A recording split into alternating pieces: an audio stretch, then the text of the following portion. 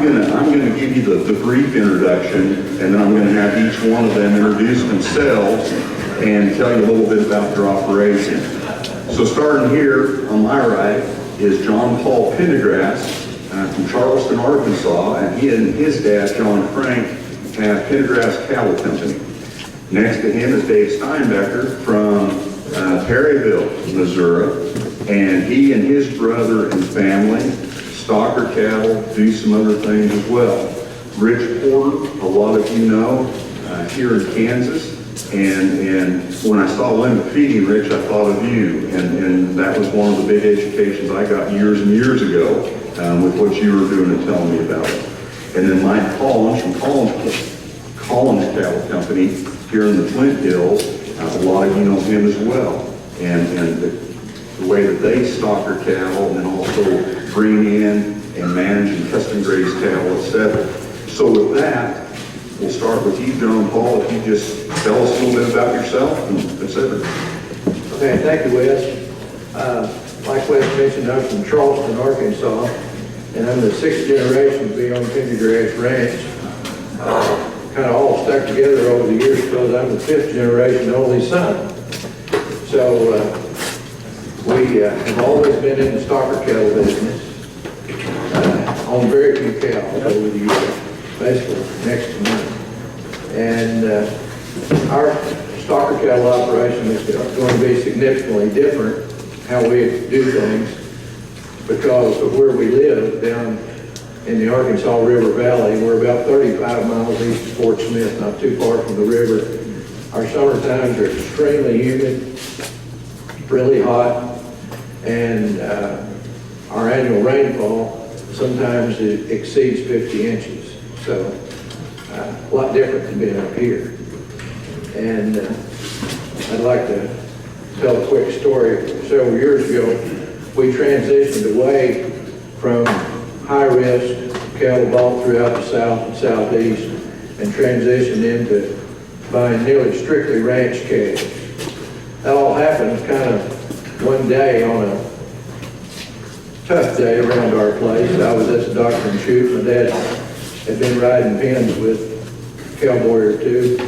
We had a lot of sick cattle, and he came up and tied up his horse, and he said, "This is too much work." And it light bulb went off with me that I'd been doing this for 30 years and really hadn't gained very much wealth doing it.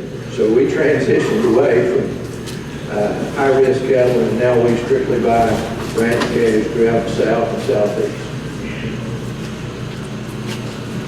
Hey, I'm Dave Steinbecker from Perryville, Missouri. I started working, I think, when I was 2. We started conditioning cattle. My mom gave us a sergeant stick and a syringe when we got out of diapers, my brother and I. You had to go to work. But we were in and out of sale barns every day. Seemed like a lifetime in sale barns from the Florida line all the way back to home. Was on the road all the time, handling thousands of cattle and conditioning these cattle, preparing them for the next stage. Since then, 3 years ago, we purchased SEMO Livestock. So we own a sale barn, which was previously Freeland Livestock in southeast Missouri. And just like John and I were talking last night about the high-risk cattle, I was so tired of what I saw in these sale barns.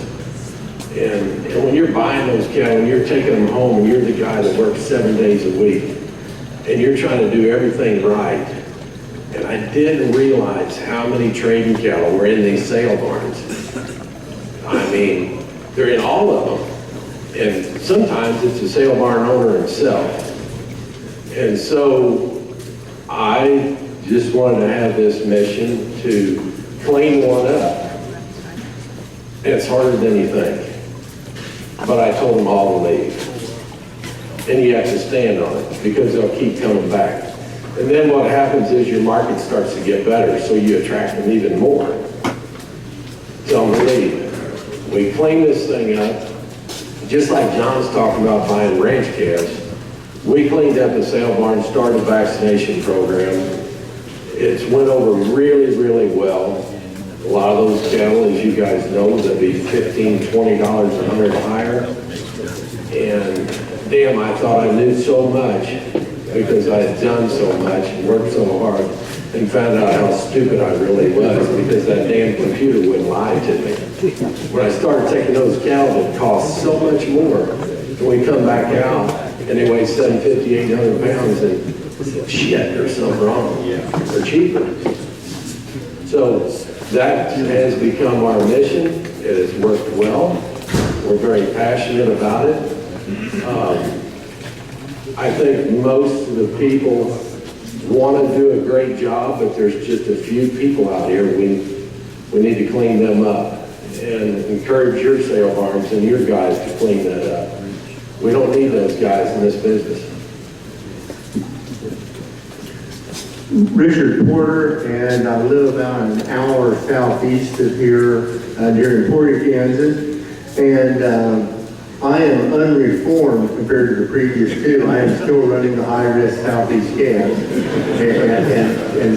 but trying to find a way to make it work. And as both of them said, and I'm sure Mike will also, about maximizing the economic return. We turn about 7,000 head of cattle a year. And calves come out, I won't say they're ugly, but we really wouldn't have to brand them. And we did make one change about 8 months ago, and we switched to 90% bull, three-weight calves, to about 90% steers. Did not plan, on the cheaper cattle, I thought the premium I'd have to pay for the bull would not be offset by the increased cost. The premium, I didn't think the return would be there, although we knew the bull versus the steer, most data consistently shows 2 to 3 times the death rate for a calf arriving at the bull versus a steer. And it's probably more than just the surgery and the hormone changes, but if people cared enough to castrate, they might have gotten the shock, they might have a little bit larger operations, so they got some natural herd immunity. So there may be those aspects.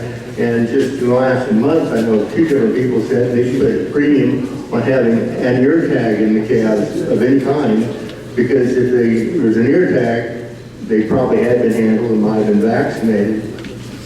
We use grass traps and 16 pins. You got a conventional, what look like a conventional feedlot pin with 15 or 10 acres of grass. And that has greatly assisted getting cattle out of the mud and such. And one final thing, several years ago, we switched to limit feeding the calves in the first 30 days. And when my nutritionist told me about on these high-risk calves about feeding them, limiting what you're feeding them, that just seemed totally backwards. But we had a great intern with us, Travis Vaughn. He's sitting right here next to Glenn Ponzer, and he could come to a family operation. And he told his dad this idea, and his dad said, "That sounds crazy, but go ahead and try it," and it worked. And so we went ahead and implemented it. The thing was trying to have the cow clean up, the calves the first 30 days, clean up in about 3-4 hours, so there's a little bit more aggressiveness there. So, I'm Mike Collinge from Hamilton, Kansas, which is kind of between Eureka and Emporia. We are pretty close to the middle of the tall grass prairie in Kansas here, Flint Hills. That is our resource that we use considerably. I got out of Kansas State in 1977, and my wife and I started out. We had lots of help from a lot of different people, but we pretty well tried to learn a lot of things as we went. I had a real interesting, Dr. Day made a real interesting comment. He mentioned dumb ideas twice in his talk. And I know he was speaking directly to me because I have done multiples of them. But one thing that has helped us considerably over the years is we have worked with a lot of research trials with different drug companies and universities. And the thing that has helped us quite a bit as we are growing and evolving is not necessarily all the results that we got, which a lot of them were really helpful, but what it did was kind of teach us how to analyze the data that we were getting and how to try to reduce things into a single variable and do a good trial, and a little bit how to think about things instead of just taking a look at one bunch and saying, yeah, that's the way it is, or listening to somebody at a meeting somewhere that in the crowd that just says, well, we did this and everything's perfect. So I think that has helped our operation as much as anything, is get started on the right path and continue that direction. Our resource, as I mentioned, is the tall grass prairie, and our operation is pretty much totally geared to that. We start cattle, but mainly our deal is getting things ready for April, May, June, and July in our area, and we spend pretty much the rest of the year getting ready for those 4 months. Thank you, and I tell you what, just leave the microphone. Well, no, that's fine, let's go back in that order. Pass. You can't pass on this one. So I'm going to ask him another question, and as those of you that have been here before know that this is supposed to be, or is sure geared to be, a discussion between you and panel members. So if you've got questions, be thinking about them, and after this next one, we'll open it up, and if you don't have any by then, I'll have another one. Appreciate the opening comments. If you would, go the next step, now that we've got kind of the overview, here's our, if there is such a thing as base, here's our program that we try to get in these class and weights of cattle, and here's how we manage them, what resource, and then here's what we do with them next. Okay. The weights of cattle we tend to receive buying ranch calves probably we kind of lean toward cattle weighing in the mid to upper 5s and low 6s coming out of the south and southeast. We don't buy very many cattle weighing just 4. Now, we do that because we just have it in our mind that the bigger calf's a little easier to deal with and utilizes the forage we have a little better. But the key to the ranch calf thing, as far as we're concerned, and what you need to be cautious of also, is that, you know, these cattle come from a long way, even though we're 7 hours south of here. And what we see on ranch calves is that they're unweaned. They're really not very good eaters, and we do participate in the limit feed idea. And we're not so much worried about what the cost of gain is going to be for that first 30 or 40 days, because about a third of those calves we'll have kicked out of the pens into some grass traps in 2 weeks. 2 weeks after that, they're probably out grazing, and they get supplemented out on the grass in our operation some every day. And we do that mainly because we get them turned out so fast. We still have some issues, health issues, BRD issues, that surface up after they've just been in our receiving program for 30 days or less. One of the percentages I remember up here from the slides that you had is what percentage of cattle do you pull in your stocker operation, doctor? Well, on our ranch calves, we still probably pull somewhere between 10 to 15% over that first 2-week period. And I made it sound earlier like, well, starting cattle is no big deal. All you got to do is go buy a ranch calf. Well, that's not the case. They're not perfect. They're long haul, they're dehydrated, they're tired. We have a lot of sore feet and legs that come out of the deep South country. And I think most of that's because their hoof stays wet down there most of the time. And they're really very tender. That's one problem. And then so you get them in, you get those 5.5, 6 weight calves, you straighten them out, what directions do they go after there? It sounds like you do a lot of year-round almost, right? Well, we have grazing. We go dormant mainly in January and February. And certainly did this past winter as cold as it got down there. But we have grazing about 10 months out of the year. And we'll take those cattle from, we try to put 200 pounds on them, do maybe a little more than that sometimes. A lot of that depends on whether you can buy a replacement calf at a price that you like. You know, if you're out there with some cattle that are doing well, why do you want to get in a hurry? We kind of go on from 8 to 8.5, maybe 9 with some steers. And that's the question that's really wanting, how big do we get them? That's pretty much it. Okay, I do a lot of things similar to John. But I'll buy cattle from 3 to 9. I don't care what weight they are because we're running a sale barn and I have to protect my customers on the other side as well. So it's kind of walking a balance beam. Some things that I am particular about is if I start cattle on Monday, I want to be done by Wednesday. So I don't care what's in that pasture. They might weigh from 400 to 800. Usually not that kind of range, they'll weigh from 350 to 600. But I want the door shut. If I can't get much done that particular week, I don't want to add to those cattle on Friday. And I dang sure ain't gonna do it the next Monday, because all you're doing is just dropping hand grenades, one after the other. Now, even though we get a lot of vaccinated cattle out of our own sale barn, it still doesn't mean there isn't some more risk. But you take away a lot of that risk when you take some of that freight off of there.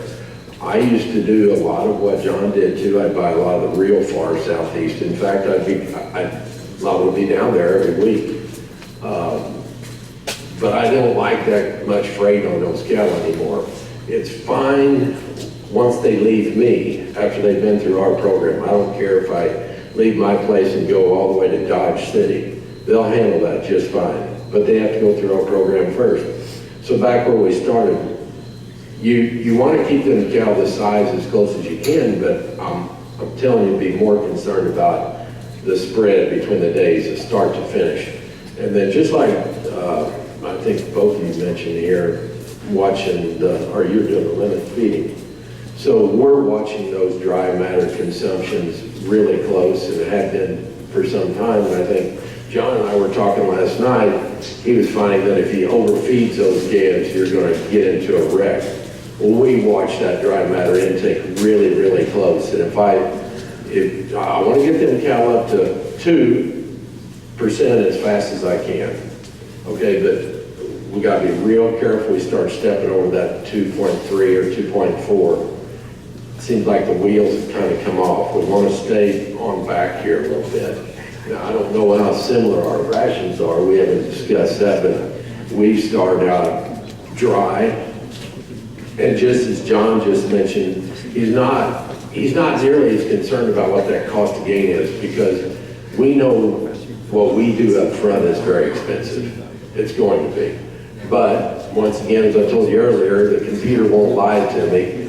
And if you make really good purchases with your dry feed, that can be very comparable to our wet feed rations. But unfortunately, you have to buy a lot of loads to get those needles. So, some of you guys can join up with neighbors and whatever and say, hey, what about we negotiate for 10 or 20 loads?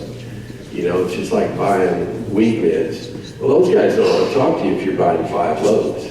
You got to step on out there. That's kind of a mafia in its own. You got to try to bust in that deal. It's hard to do, but help your friends. I do all the time. I mean, you need a load, you need a load, you need a load. Just patch on here, because it helps me too, because we join together.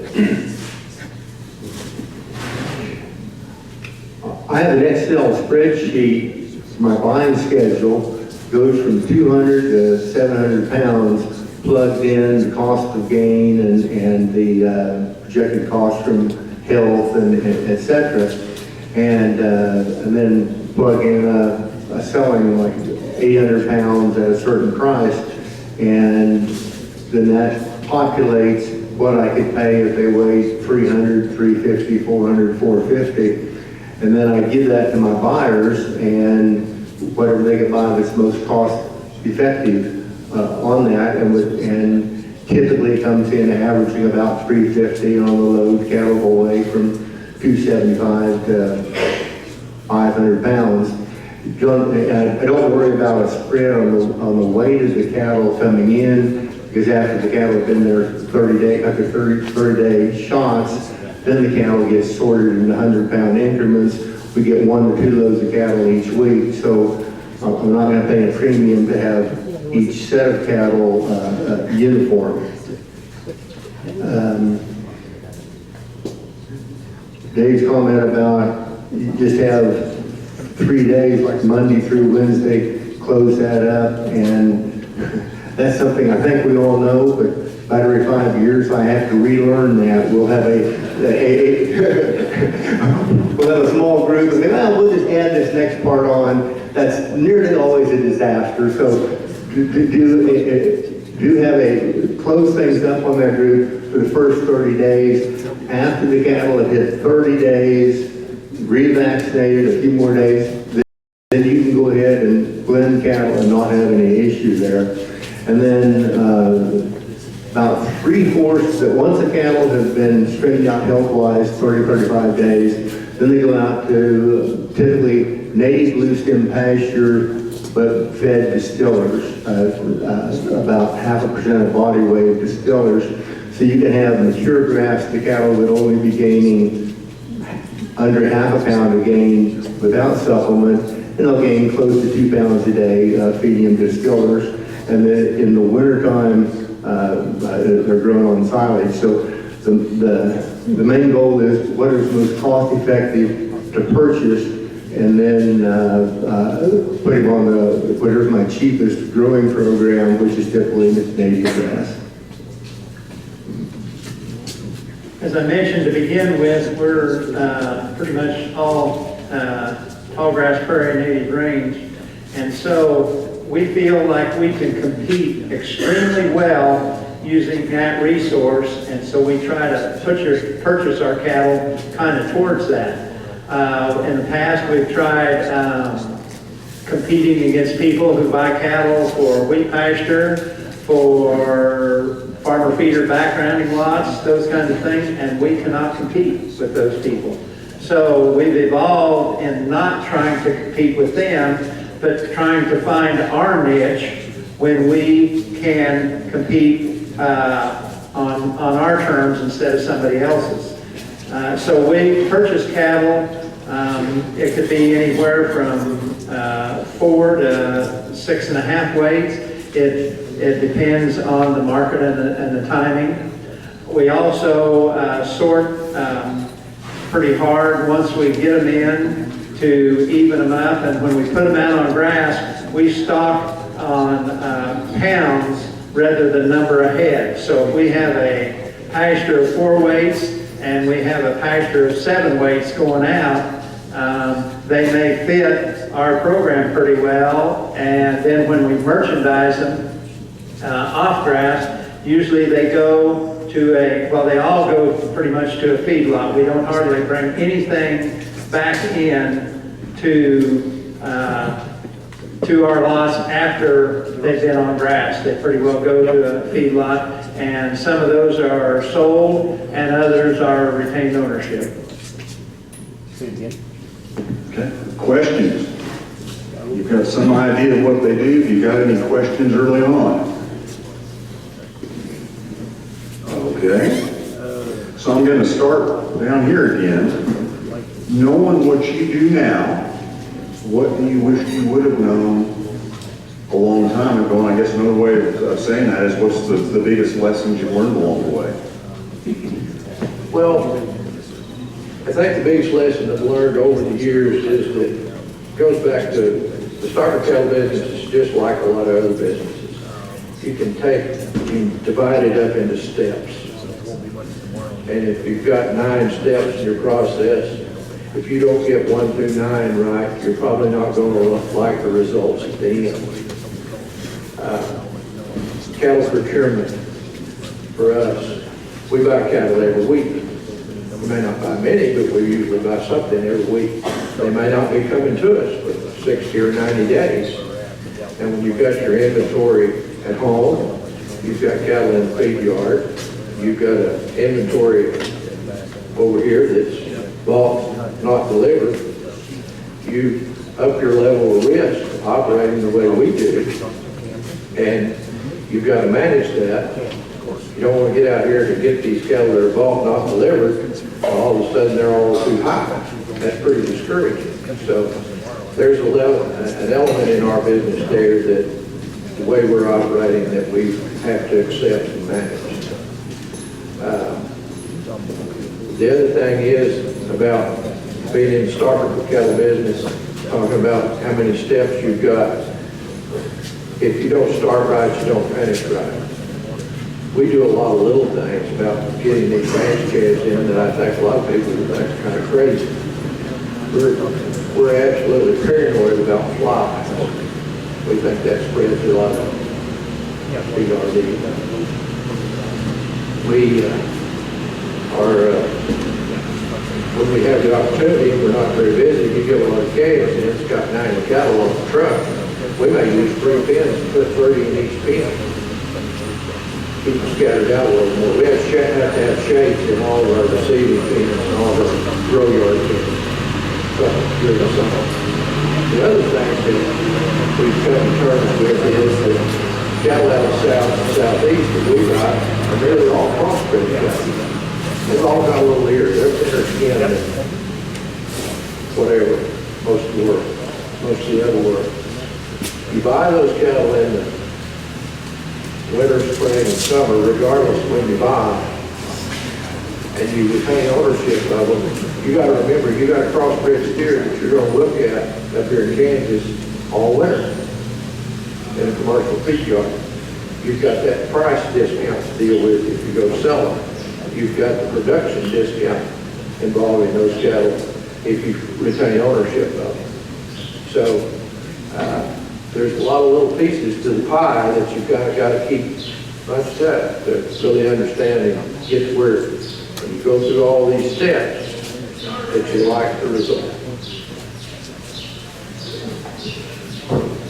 Probably looking back on things,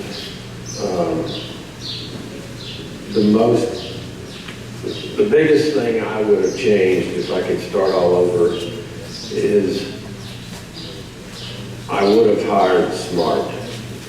I need smarter people. They have to be way smarter than me, and that's pretty easy those days. But you need to hire smart. You know, we look so often at what does that person cost per hour, and all of us have done this.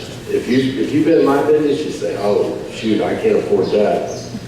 You can't imagine how much it changes when you get those better people, and then the way we do it, we don't do bonuses anymore. We don't necessarily be an hourly rate.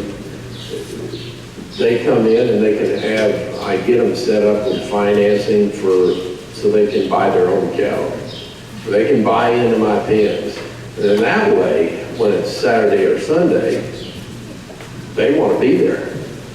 And once they get a piece of that pie, then all of a sudden they're in there and they want to make the marketing decisions. And boy, this day and time, marketing, we didn't worry about that too much 15 years ago, but today we do. It's risky business, and there's some days you have to take on more risks than others. And my team wants to do that together because they'll have ownership in that thing. So I think that's the best way. I got to be honest with you, years ago I ruled out females because I didn't think that it was a woman's world. Big mistake.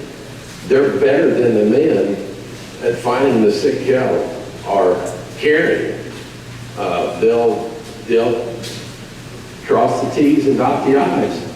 So be open to that too. Don't think that it's just men that can do that. some of these women make a fool out of you. But glad to have the team I have, being respectful to them and sharing things with them. Because at the end of the day, if I have a pin goes out and they make a big old wad of money and you're all alone, then who the hell are you going to high five? It's not any fun. Well, it's pretty damn good when you got a few of you in the room and you say, hey, look what we just did. Well, they're just pushing me harder. Let's go get some more. That's what I like, teamwork.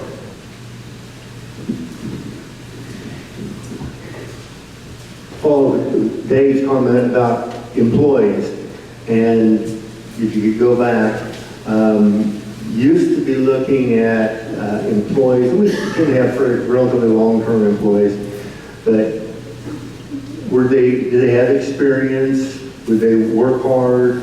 Would they show up reliably? And I found there's a couple of things a lot more important than that. And to look at the person's history, one is, how do they get along with other people at their previous job? Another one is safety. Are they safe? And so with safety themselves, fellow employees, and people on the roads is probably number one. Number two is that they'll calmly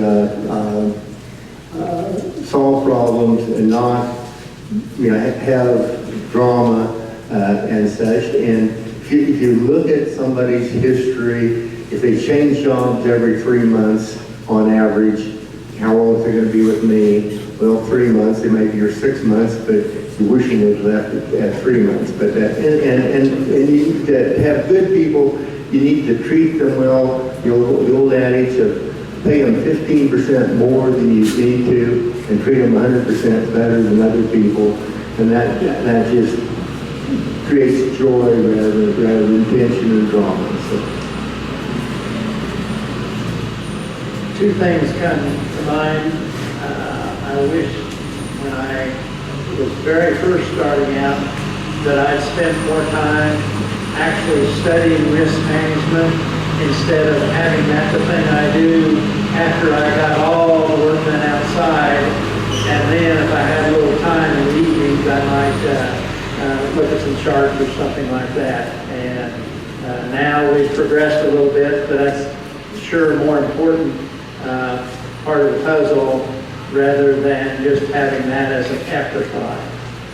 The second thing I would say is in our outfit, we're real concerned about cattle handling facilities. And when we first started out, we probably accepted the status quo way too much because we had some real headaches where things were concerned as far as cattle handling. So we kind of changed our mindset a little bit, and we started doing things on a very temporary basis to see if things would work or not. So instead of putting things in concrete and pipe, we put in steel posts and panels and plywood and whatever we could hang on the fence type of stuff to see if it worked, if the cattle told us that would actually work. And back to the dumb ideas, a lot of them didn't work, but the cattle eventually told us what would work. Whether you put a gate on one corner, on the south end or the north end, those kinds of things. Whether you made your alley wider or narrower, whether you put solid sides or open sides, all those kinds of things we'd experiment with quite a bit. And then after we felt really comfortable with that particular part of the facility, then we put it in permanent.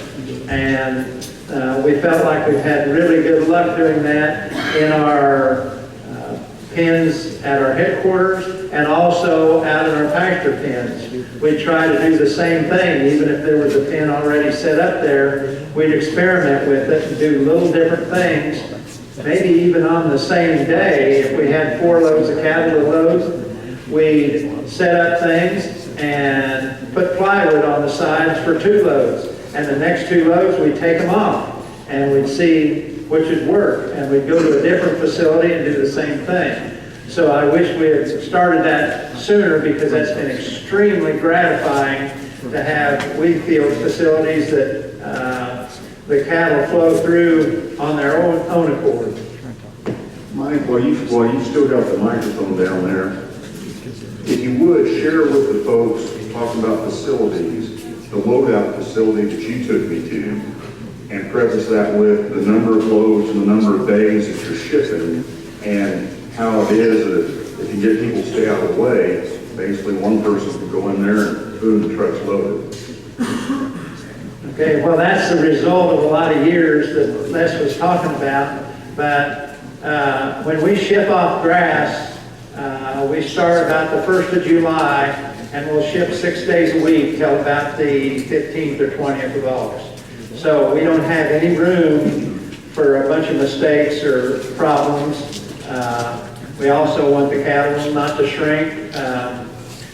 That's how we get paid a little better, if we can do a really good job of that. So what we have kind of ended up doing is, with that many cattle to ship in that short a period of time, we'll gather a pasture first thing in the morning, and then we will send most of the crew on to start gathering another pasture instead of having them load the truck.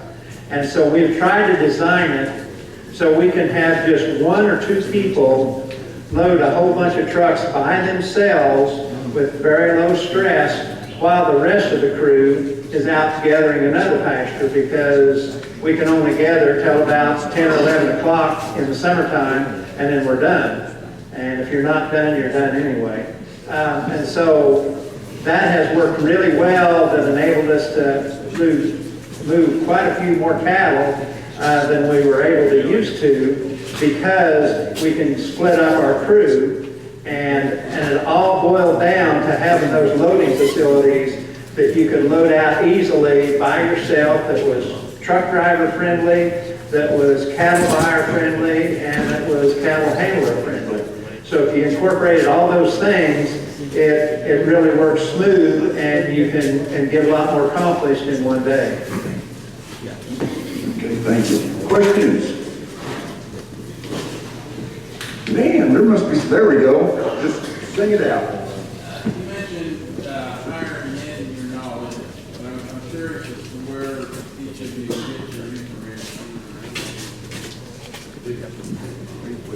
Listen to me. Who wants to hear from all of you? Information about what topic? Okay, the question is, where do we get our information? And I will grab the low-hanging fruit before I stick it to the other 3 here. The KSU Ag Manager is one of the best websites to for marketing information and other ag econ stuff. I know several professors in ag econ up here at K-State from that type from that side of the information. What's happening in the cattle market? Commodity broker I work with is, to see what's happening there. But probably networking with other producers is huge, and employees that have been somewhere else, or they're talking with employees of another cattle operation. But at 71 years of age, I am increasingly impressed by what I had not yet figured out. Oh, just all the contacts, and I'm always searching, Googling like crazy. But these places give you, the work they do, they give us a lot of information. But once again, when you get your team bought in, it's what they're looking for. It's not just me looking. That's what's different. They're all looking because they have a vested interest. I've had a good source of information because I've been in business with my dad. He's still active and 84 years old, so if I need to know anything, I just ask him. But really, as far as employees go and how you hire someone, it works better for us if we just kind of stay in our local community. I've hired several people over the years that come in and work for us for 2 or 3 years, and then they get a burning desire to go back home, which is 150 miles down the road. We kind of know who we're competing against as far as wages go. We don't really do the bonus thing too much. We basically, if you've got somebody that's working for you and you like them, you pay them pretty much what they want to keep them, because they're the type of people that can go do something else.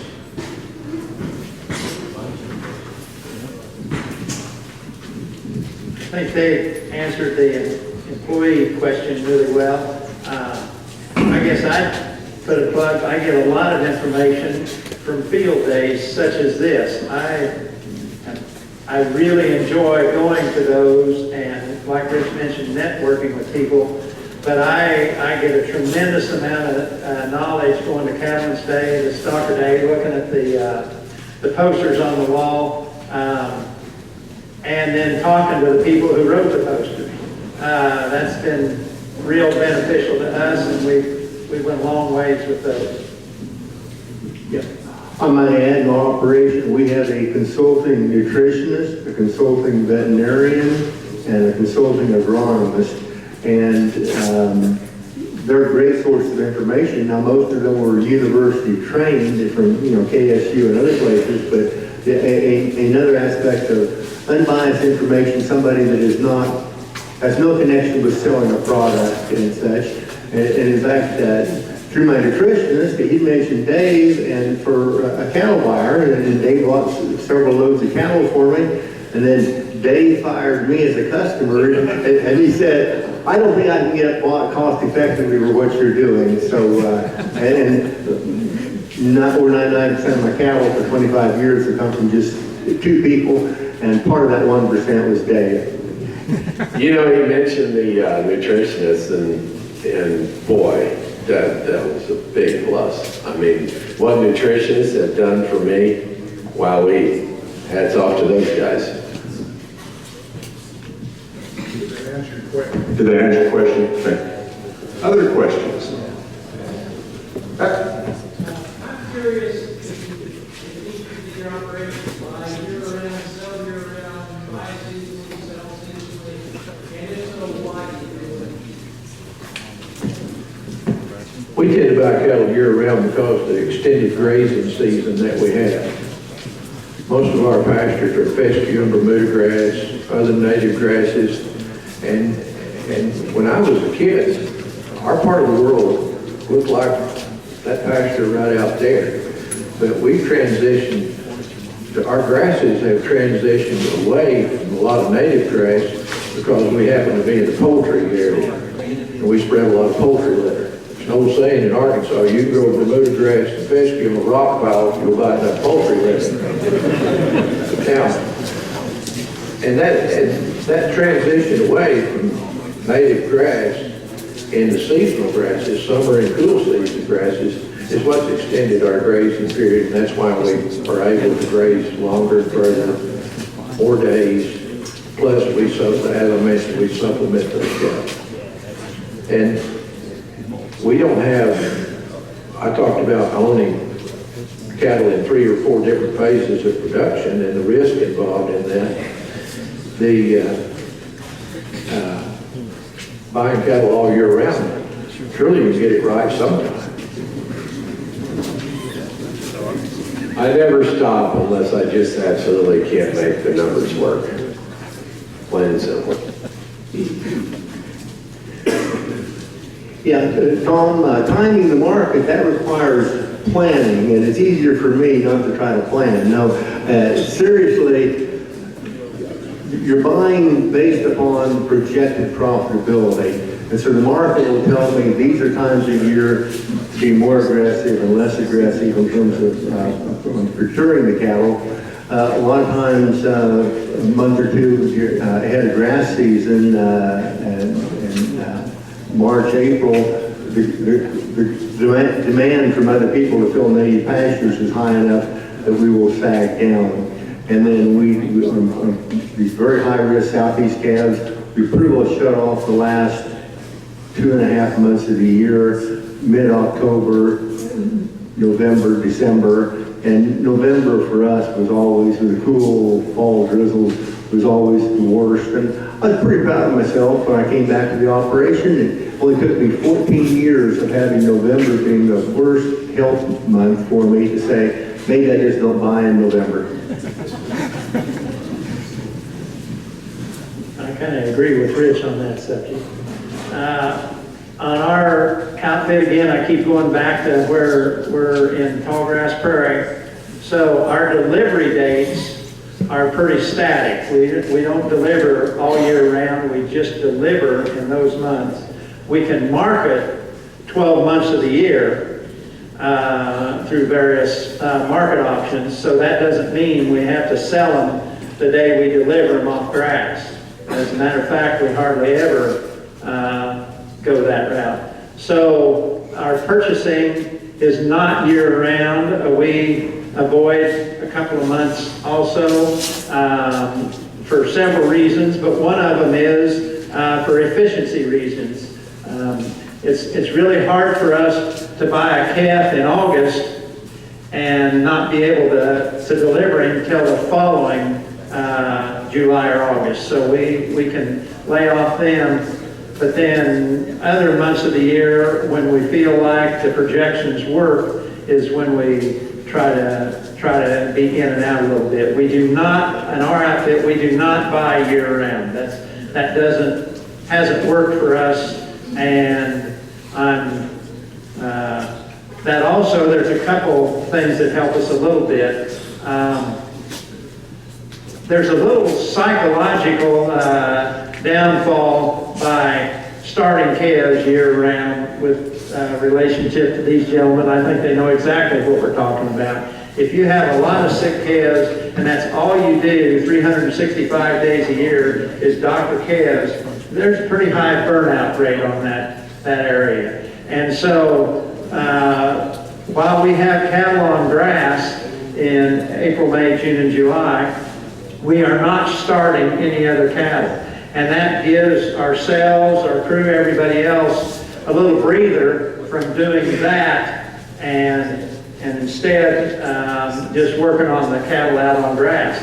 You lose some efficiencies by not being able to keep your facilities full year-round. We fully understand that, but we hope that the advantages of leaving it lay idle for 3 or 4 months are worth it, and we feel like it is financially and psychologically both. Okay, did that answer your, okay. What's your favorite or best used tool of the price risk management? More contracting or hedging? Hedge every other what do you do there? So the question, if I'm hearing it right, is price risk management. What tools do you use? Do you hedge everything? Does it depend on the market? All those kinds of things. First of all, the cattle that we retain ownership on, we do hedge in the feed yard. I operate the hedging program on those cattle. Sometimes the cattle that we have bought that are not delivered, I'll put some positions on in the feeder cattle market. But overall, I do very little risk management on the cattle that I have on grass, unless the opportunity jumps out at me. I don't have much luck with the feeder cattle contracts. Sometimes they go up to me for no reason, sometimes they go down for no reason, but I'm not much of a feeder cattle hedger. Yeah, I'm like John there on the feeder calf, I agree. I mean, that thing, how in the heck would we know where the basis is gonna be? Basis on the type of cattle that John buys might be $3 or $4 different than mine, and the cattle that Mike gets over there is certainly gonna be way on the other side of that, probably. So I contract, I'll hedge. We'll lift hedges occasionally. I'm not very disciplined, but that takes a vote of our team, what we're going to do. We go let 10% of them, or 20 or 30, whatever it is. We make that decision, and we we live by it. If we feel like we captured enough money and our break-even's low enough and we want to take the risk for a little while, we do. But that depends on the individual, how much can you stand. To answer your question, I'm more of a cash contract person regarding feeder cattle. After lunch, Glenn Tomser's going to give a talk about the cattle market, so then we'll have a clearer idea. I'll put him on the spot here. Because I'm buying and selling cattle essentially year-round, it wasn't any great urgency for me to spread out the risk by when the sales are. Typically, I might be anywhere from 0 to 20% hedge. But then be careful what I say, my banker's in the audience, so but something that just came on my radar a few months ago, LRP, livestock risk product. How many people are familiar with that term? And how many people, but in any event, program's been around for 18, 20 years, and did a few contracts. It wasn't anything, to get too happy, to get too excited about. About 5 years ago, they improved it, but it was still kind of tough. I don't know, by way of explanation, it's a government subsidized price protection, feeder cattle, fat cattle, probably going to some other livestock species, but it was government subsidized and such. But they improved it. It's like a put option. They improved it about 5 years ago, and I did a couple contracts, nothing to get too excited about. But about 15 months ago, they improved it again. I knew they did, but I did not go and look at it. It had been around a long time. It wasn't anything to get excited about. But about 3 months ago, when somebody tipped me off, I wouldn't figure it out myself, somebody tipped me off and said, hey, they really increased, but they increased subsidy, and two, they had a consistent pricing. And so it is essentially 35% off of the, or 35% adjustment from, look at feeder cattle, from the, I'm going to go to CME, a put contract with the LRP, the government subsidized, get to a crop insurance agent. For every dollar you spend, you'd be projected to get $1.35 back, and such. And plus, you're getting risk management out of it. And so here, about 3 months ago, I went ahead and jumped in. I'm covering nearly 100% of my cattle with that LRP because the odds are stacked in my favor. $1 in, $1.35 back. A little bit like pasture rainfall insurance. I imagine a fair number of you using that, and it's projected at $1 in, $1.65 back, and I've been in since the pilot program, and that's about what my return was: $1 in, $1.65 back. This LRP, you have a set price posted about 4 o'clock in the afternoon. It's valid to about 8 or 9 o'clock the next morning. So you're not having to wait around for a put to get filled. But LRP is something I would strongly encourage people to put on their radar. It was a rather sorry program until about 15 months ago, and they improved it. Not a lot to add. What Rich was talking about, we've looked at LRPs and use them. Also, we're more nearly hedgers, and we're probably, since we have our delivery date again at a set time, we try to hedge quite a few of them to protect ourselves against, like they mentioned, the feeder cattle basis can be lethal there at certain times, so we watch that pretty close and try to work with that, but mainly hedging is what we do. Does that answer the question? Okay. Anything else? I was wondering if they could comment on the vaccination program, not frustrated with virals. I'm interested in modified live versus kill. The guy on the right used to do high-risk cattle. what works, what doesn't work with them versus now you contract cattle. The next guy does sale barn, what does he demand? What works on vaccination programs? Rich buys high-risk cattle, the vaccines even work. And then the guy on the left probably does higher quality older cattle. I want to know what works and what does not work on viral vaccines for each operation with cattle. Okay, did y'all hear that? And let's repeat the question. What different, did y'all hear that? What different, what each operation, how they view vaccines, what works for them relative to the type of cattle, et cetera? First of all, we only use modified live vaccines. And I'm the guy that at the ranch calves. Keep in mind that we know the vaccination history on those cattle. That's part of the deal. Okay, so we're actually giving a booster of modified live. That'll be the last vaccine we give. That's one advantage is we don't boost anything. The other part of your question, modified live versus kill. I'll assure you that I'm going to pay less for cattle that have only received 1 or 2 shots of kill vaccine versus the modified live vaccine. I'm the same as John.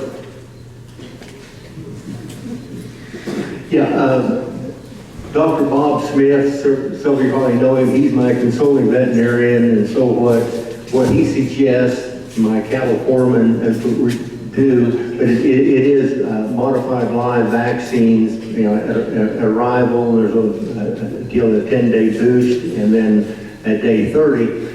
And also Bob Smith said that the data on vaccines is about when you start it, when you administer it, it's pretty clear. There is no trend. It almost makes no difference, but you're trying to be sure that when you get to the sweat. I'm selling the cattle typically at about 850 pounds, and I want the people that buy my cattle to have a great experience. And so, as John had mentioned about he would pay less for a cattle that only had a killed vaccine, I want the people buying my calves to have a solid health experience and everything. And if we didn't manage to kill them, they're probably bulletproof. One thing with the sale barn vaccination program, we have to do 2 modified lives. We won't accept the killed, so that's our feelings about it. That's what we see. That's the reports we get back from people that receive the cattle. So, you know, you can't argue against that.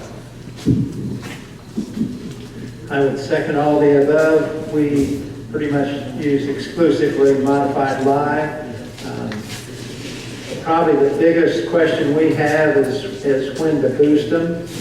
And we've done research trials on that, and it's inconclusive. And so we watch the cattle maybe as much as anything to decide the correct time or we think the correct time to boost them, but we totally use modified live. Maybe the only thing we might do a little different is we do not give any clostridials on arrival. We wait for at least 30 days or so before we do that.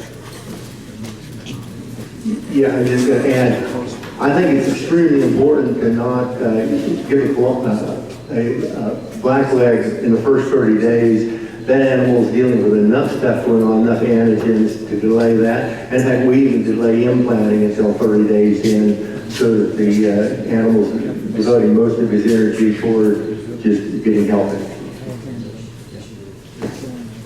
Did that answer the question, or was there something else you're wondering? Okay. Anything else? Okay, let me pose a question. It goes back to procurement. It goes back to some of what we saw in the survey results. I guess number one, does it make sense to you what the survey said, that there seems to be more attention paid in the stocker sector to quote-unquote value-added cattle, send them in a different direction? And where do you fit into that? Is that part of your aim or goal, or is it more of a sort, or where do you see, and maybe how you define it? What is value-added to you? Well, first of all, value added on the ranch calf is the vaccine history and the history, you know, where they came from and the experience that you've had before you kind of create some of that value yourself. There's some ranch calves that I won't buy again, and there's some that I'm pretty adamant that I'm going to try to be at least next to the last bidder. But I've talked about ranch calves. We've talked about animal health. One thing that we're going to change immediately is that during this period of high death loss, all this medicine and sickness that goes on, over the next couple of months, we're probably going to try to shift over and just buy some weaned cattle, because there's going to be quite a few of them available throughout the South and Southeast. Now, that trend will continue until after the first of the year, and then that source of cattle will dry up. And as far as bringing cattle into our ranch and getting some serious production done, these calves that are weaned on the ranches throughout the South and Southeast, I can bring them home, they'll really get after it. I like that time of year.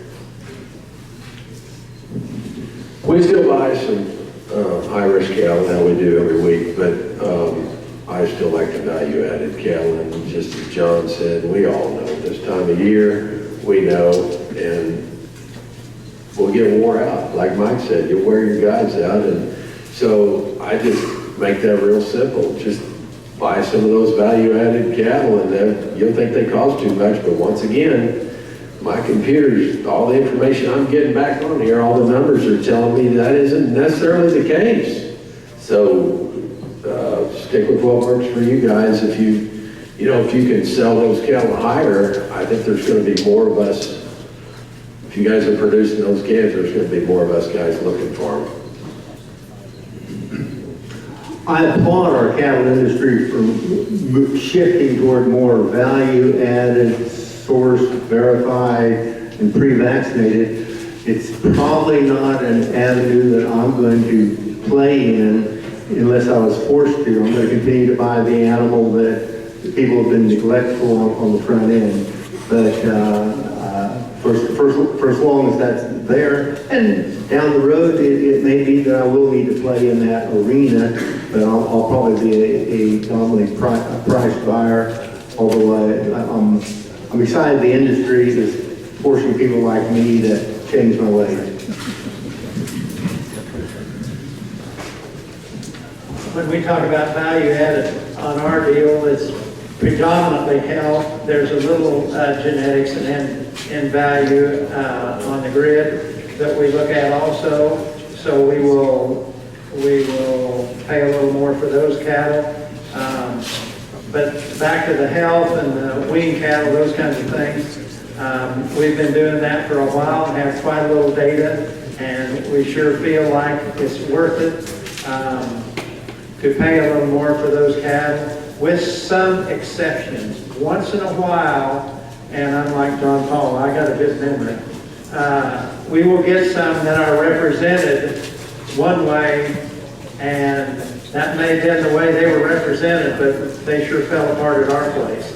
And so I'd say predominantly we feel really good about that, but there are a few exceptions that will humble you really quickly.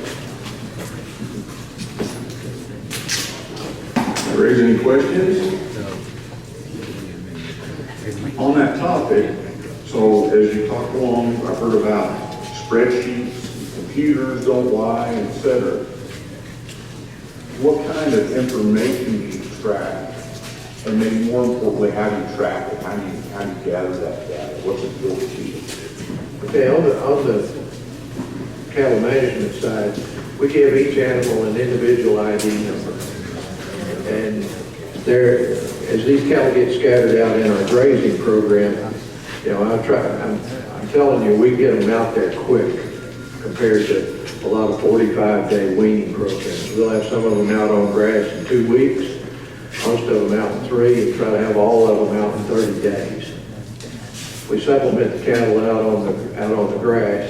I went over that with you about why we do some of that, so we can see them all every day. And we have invested in facilities to where those cattle come in get their supplemental feed. The feed truck driver can shut the gate on the traps that we have out in there. He'll call the cowboy and tell him, come pick up number 444. He's a black-faced steer in such and such pasture. We probably go get 2 or 3 or 4 animals every day that way. They weren't individually numbered. There's a lot of black ball-faced steers out there. And I'll tell you, we can go pick those 3 cattle up, and that cowboy will be back home with them in an hour. You know, especially if we're doing most of the catching, driving feed trucks.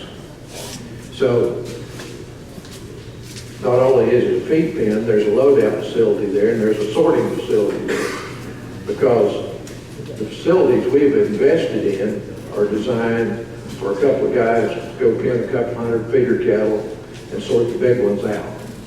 Load 2 trucks, load 1 truck, whatever you want to do, and you're gone. It's over with. I see a lot of young guys back there, and if you're not investing in your own facilities to do this in, when you get past 60, you'll wish you had. So we track all the performance and cost of games and all that stuff, but we've watched the relationship between how these cattle are handled, whether they're just on dry feed and grass or they're in a more of a wet ration, and we want to know how that's affecting our break-even. So every week, my gal hands me call it my Bible every week, every pen, where the break-even is on that, and I want that every week because it will change, and I want to stay right abreast of what's going on. So we watch that relationship real close. How can we make a marketing decision if we don't have that information? Yeah, every animal on arrival gets an individual ID of the ear tag, and when that's entered into the computer, we also record the information on the glue-on sale barn tag, which probably 75–80% of the cattle have. And so that allows us to go ahead and sort by the health by individual sale barn, and so you can get a flag if there's a sale barn that's having more trader cattle or appears to be trader cattle, and the health is worse. You get ones that are represented as steers, but they had banded them, but had the testicles above the band, and so they would appear to be a steer. So you can, identify back to the sale barn, and with the 3 to 4 digit number on that glue-on tag by sale barn, you can tell them, and they're going to know who their buyer was bringing those cattle in. And of course, we constantly running data on morbidity and mortality by load coming in.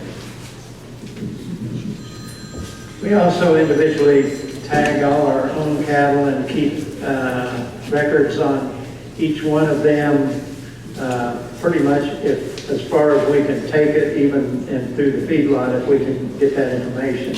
So that's pretty standard anymore. As far as the cattle out in the pastures, we've kind of done things maybe a little bit different. We were able to develop a app that you put on your phone that's cloud-based, saved on the cloud. My son-in-law and our family kind of worked on this and developed it. And so all the cowboys were in the pasture. Whenever they have something to do in that particular pasture, they can enter it on the phone, and they're supposed to after each pasture. It doesn't always happen, but we do quite a bit of that, and that allows us in at the office to download all that information real time and see tracking how the cattle are.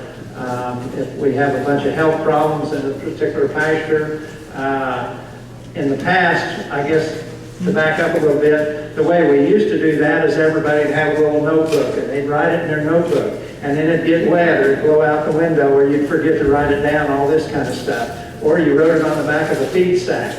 So after having this pile of paper on the back porch that was usually incomplete, we kind of went cleared the other direction, and now it's pretty much totally digital.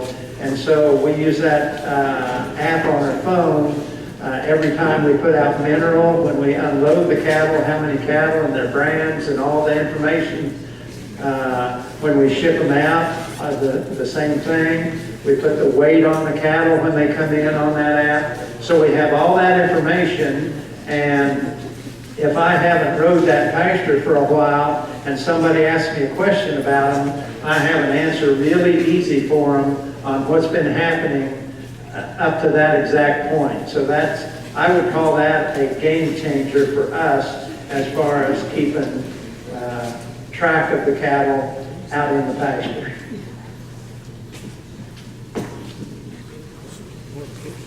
Questions?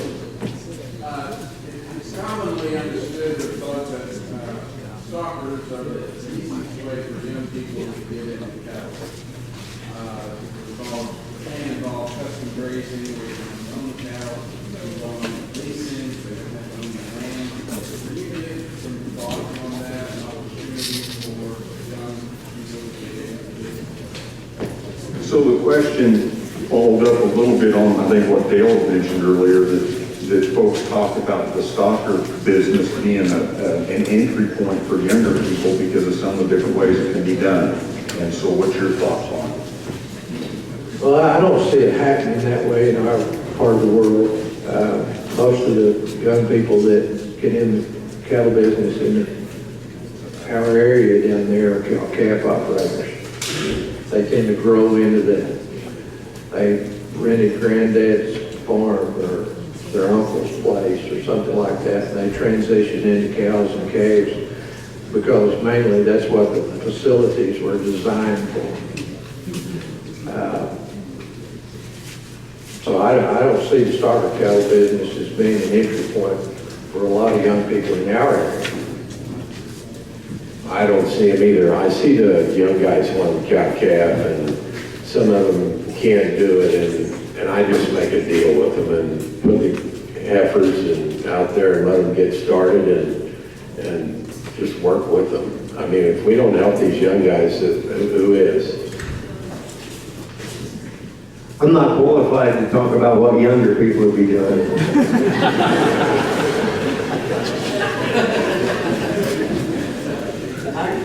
I will keep my hat on for the same reason. To answer your little question a little bit, in our area in the Flint Hills, it's kind of unique because a very large percent of the grass in the Flint Hills is owned by absentee landowners. And you see that changing a little bit where there's some of the absentee landowners are selling to people that absolutely use the land themselves, but that has been a realistic situation for probably the last 100 years that somebody needed to take care of that country that didn't actually own it. On the flip side of that, on the cattle end of things, it's been the same way. A lot of the cattle came into this country without the people owning the cattle actually doing the work and looking after them. So again, that's changing a little bit, but I think that was an opportunity in this area, and it's kind of unique in the United States, that you have more grass than actually cattle produced in that area, and that you bring cattle in. So to answer your question a little bit, how would a younger person start on that? The best way I know is how our family got started, is that we did things nobody else wanted to do, to be blunt. We took some pastures that other people really didn't want, they weren't that good or something like that, and just started building a very, very small base doing that and working with our neighbors and other ranchers in the area. I guess I would say that has probably been the biggest help for us, is instead of going into an area and just paying the most money and running other people off, sometimes that doesn't develop the best neighbor relationships. And I felt like the best way long-term is to work with the people in the area it's not going to be really, really quickly, but after a while, you'll start getting relationships, as Rich talks about quite a bit, with your neighbors and other people, and I think you can gradually grow that way. I do not know of a way that you can just jump in an area and just take over the country that way. There's a lot of people that's been doing that for a lot of years. So that'd be my answer, is to start small, do stuff other people don't want to do, as far as either starting calves or whatever it takes, and then just keep building a base and working from there. Does that answer you? Are you ready for the next question? Can they talk a little bit about the receiving protocols, especially for now, maybe till the end of the year, first 72 to 96 hours? The receiving protocols, especially from now to the end of the year, for 72 to 96 hours. Well, okay, we got a load of calves in at home this morning. They'll be processed tomorrow morning, which is a little speedy according to some folks. But, you know, the next day there may be 3 loads there, so you've got a little workload there that you need to get done. That dictates how often that dictates how fast we process cattle after arrival, is what the schedule is for the rest of the week. As far as vaccination goes, we kind of covered that. It's going to be a modified live vaccine. One of those little things that we try to get done right is that we make sure water troughs are clean, and it's the hay that they're on for the first 24 to 48 hours is pretty good stuff. If it's too rough, too sorry, you're not going to get enough consumption. That's pretty simple. Basically the same, except for one thing that I'll do different than most of these guys. I think I'll get the cow out pretty quick. So most people are pretty reluctant to turn a new set of calves out in 50 acres that are brand new, depending on the time of day and what the temperature is. So I'm going to watch that pretty close. You know, if them calves want to walk, if they aren't balling too much, I might keep them in for a day or two, but I don't like to. I want to get them away from the shipping barn. Yeah, when the cattle arrived, they're immediately turned out into a 15-acre grass trap, small enough that's not too far to walk, but at least they're spread out, getting a little bit of exercise. And then we will go ahead and process them if we have at least 6 hours for when the processing opportunity is great. If not, then the next day the cattle will be processed. And the grass traps will funnel in like a pipe close to the processing area. And so oftentimes when we get ready to process, we'll bring in a third of that load of calves, be running them through, and then the second third and the final third. And when the cattle have been processed, they go to the opposite side of the bunk and such. So trying to reduce the amount of time they're crowded up. And, you know, we talked about vaccine shots and what have you, but we mass treat on every head, that mass treat on arrival, Draxon, and about 8 to 10 days later, we'll mass treat again, and typically that's with new floor. And, you know, when we run the numbers on trying otherwise, and with the very high-risk calves, we stay with the 2 mass treatments, and then usually there's only be pulled and treated 1, at the very most 2 more times, and then it's just fresh air and sunshine. I would say we're not a lot different than these other gentlemen. Maybe one thing that we do maybe a little bit different is, if you remember, I talked about we're in the tall grass prairie again. I've said that about 6 times. And so we try to get the very best prairie hay on arrival that we can get, and almost exclusively that's a prairie hay meadow that's been burned. And so that's a little hard to get because a lot of people don't want to burn their prairie hay meadows. But I contend when you turn cattle on pasture, the cattle on burned grass do better than the unburned grass. Okay? It stands to reason that prairie hay that's been burned, the meadow's been burned, would be better, and we've done lots of analysis, and they're sure the case. And the palatability is a lot better too. So, to answer your question, we do give them free choice burn prairie hay for sure the first week that they're there. Does that answer you? Anything else burning? Okay. I'm going to pose a question to you and talk about the past, what you've learned over time. We're talking about the present. What do you see as the future for the stocker business? And that might be the same or different than the future you see for the cattle business. Well, I think we're all concerned about plant-based protein. We don't want to lose any market share, and I think that our industry has to be very proactive in getting our message out that what we've got is really pretty good for you. The cattle business in our area is not going to change very much because the land that we have is not farmland. We don't do any farming. So in our local community, I think that we're going to rock on right where we are. The big thing I'd like to see is that I know that we've made significant strides in genetic improvement in our cattle because they are more productive. Now, whenever you take an animal that grows faster,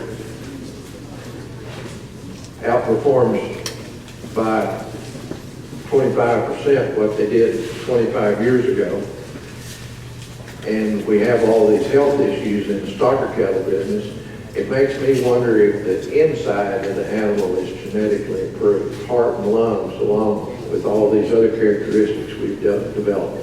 That's just my own thought. I think we've got some cattle that their bodies outrun their capabilities sometimes on the production side. One thing I'd like to see that we could do better in the stocker cattle business is have a better chute side diagnostic system. We still, I think all of us talk about this, we're still guessing when we reach up on the shelf and get a bottle of medicine, what we're using, we're still guessing what we need to treat that animal with, even though we know it has a BRD problem. I get to the chute out there that when their doctor is sick cattle probably every other morning, and Kel will be standing there, and he knows I'm going to ask him. My question is, what was this animal doing whenever you pulled him? And the answer I want to know is, does he have a respiratory problem or does he have a digestive problem? That's the first thing I want him to get schooled on being able to identify. Because you got different things you got to treat. Digestive problem probably going to lead to a respiratory problem. But in any case, it doesn't sound that complicated to me to know what is the best medicine to treat it with, other than this guessing game that we're currently playing. I'm going to go a little different direction. I'm going to go to like the marketing. I think the stocker and the finisher, it's a marriage. You know, whatever's happening on the finishing is just trickled down to this stocker guy. And we can sit here and we can bitch about the Packers until the sun goes down. But would we do the same if we could? We would take all that. I mean, these guys are making tremendous profits. They're taking way more than their share. And so I think, why can't we start our own checkoff or get rid of the checkoff as we know of it today? And how about we go build our own damn packing house? Now, you guys, what is the number per year? What is the checkoff? It's a lot of money. What is it, 47 million? It's a lot of money. If we took that money, and I don't care where you put it, put our money towards that. We're doing all the advertising anyway, guys. We're doing all of it. Tyson, they advertise for chickens, but they own the chickens. We do all the advertising for them to sell it. Now, how ridiculous is this? It's our own damn fault. Take our money, go build a packing house, and get that one paid for. We'll take the revenue from that one, and we'll go plant another one over here. And I hear people say, well, they'll stomp us out over here. No, they won't. No, they won't. They won't because we'll be too strong. Well, all of us collectively will win. And then the people that don't want to participate, that's fine. Don't participate. We'll buy your fat cattle there, but you're not getting a dividend check back. You're going to get all your money back, or we're going to go build another packing house. And we're going to get our fair share. Now, there's no need for the packer to be making north of $1,000 for it. None, that's our own fault. That's because we sit here and we don't want to collectively put our heads together and do this. I think it's all possible. We could do it. Anybody have an opinion on that? Please speak up. All right, well, let's, start talking about it. We got to talk about it. And all these people that are on these boards, don't you think everybody in this room would say you get a year term? Do a year term for free. Who wouldn't do it? We don't have to spend all that money on big salaries, big payrolls. How about we just all get together and say we're going to do that? If John doesn't want to participate, that's fine. He's not getting a dividend back. Lord knows there's a lot of money left over for dividends or to pay for our facility. We can make that work. And if you think, if I go out and build a packing house, I got to work the system hard. The political side of this is nearly impossible. But if all of you people say, yeah, we're going to build a packing house, the government's going to step in behind you, and your local representative is, and your Congress, your senators, they're going to step in behind you because they don't want to lose all these votes. They don't give a shit if they lose mine. But when we're all together, they won't buck us. So I say everybody start talking about it. And if you think I'm wrong, please tell me why I'm wrong. Just makes good sense to me. It's not about hating the packer. They're only doing what we would do too. If I could sell this shoe right here for $100 after I wore it for 5 years, well, hell, I would.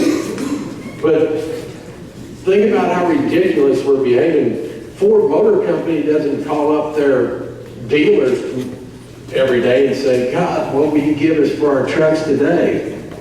No, they say, we're producing this. We're taking it all the way down to this stage, and then we do all the advertising. We give them this great product and say, what are you going to give us? We can change it. It's up to us.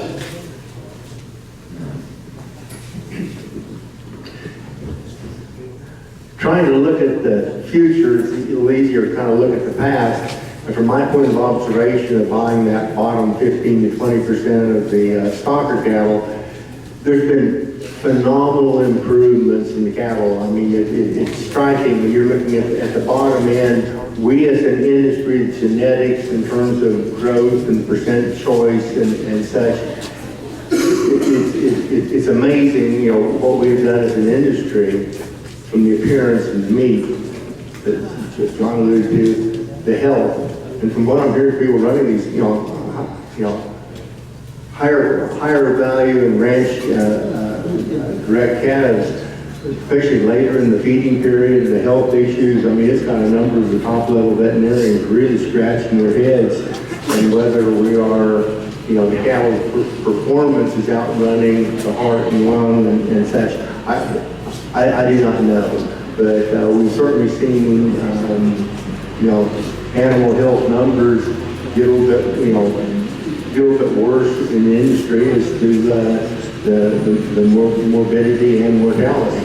And just one thought is that we trace back EPDs and calving ease and percent choice. So we as an industry need to do a better job of tracing back the health. And that ones that have health issues, somehow that gets factored all the way back into the bull and heifer selection. Okay, they didn't ask how long away in the future it is, so I can reach out there a little ways. But one thing I think is a definite maybe possibility in the future is blockchain technology used all the way up and down our system from birth clear till retail cut. And I didn't say it'd be easier. I don't even quite understand that technology, but I think that's something that is sure a possibility. Another little different direction is medical access on arrival. I'm thinking, I agree with John Paul a little bit about the chute side technology that's improving. But I think that medical access on every animal could be the exception rather than the rule in some places. That's a ways down the road because right now it's pretty prevalent and needed. But I see at some point the consumer might mention to us that it'd be nice if that was the case. From a cattle handling standpoint, I see maybe down the road that hopefully we have evolved enough that cattle handling aids that have a battery may not be in use, and they may be the exception rather than the rule. Okay, thank you. Does that raise any questions, any comments? I think you need to have a few sale barns in Arkansas that don't have a hot shot on the place. You bet. Yeah. Mike, to your comment on blockchain technology, where does everybody sit on just this notion of, I don't care about the technology in this question, just traceability? Is that something that as an industry we're missing out on? You know, all the discussions for and against, et cetera, where do you sit on traceability? I would be on the bandwagon for traceability, and I fully believe that the sale barn industry and the stocker industry are the ones that would have the biggest challenge with that because of so many different sources in that situation. But I also feel that if we really want to do it, there are sure ways to do it. I'm not saying it's going to be easy, and there's a whole can of worms about the ownership of the data, all that kind of thing. But I think to be responsible, we're going to end up going that way, and that's one person's opinion. I think absolutely. If you went and bought a pickup and there was no ID or manufacturer with it, and if there's a problem, it was, tough luck. No, we buy something where somebody stood behind it, and I guess I'm, proud of both the brand and the ID identification in the year of anything that we've handled. And in our records, we can trace it back to the individual sale barn in Georgia or Kentucky, and the date and the individual owner. But I think most of us are proud of what we do and shouldn't be concerned if somebody could observe it. I think we have to be transparent, so I'm for it. But I don't know how that works with some situations. What about the meat that comes out of South America? So I don't know. Looks like a difficult thing to do. Well, I'm all for traceability because I think what we're producing is a good product. I'm not ashamed of it. But now, traceability for what reason? Do we want to be able to trace animal disease? As an example, if we ever have hoof and mouth disease and it surfaces at Pendergrass Cattle Company, don't I need to be able to know where those cattle came from? It kind of looks like a no-brainer to me that it's coming down the road.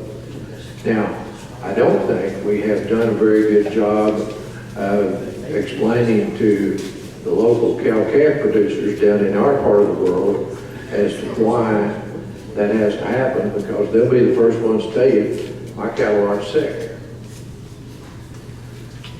Second thing they'll tell you is, I don't really want anybody but me knowing how many cattle I have. So, you know, you've got those common hurdles that you're gonna have to overcome if you have mandatory traceability implemented. Okay, thank you. Last call for questions. Folks, let's thank these three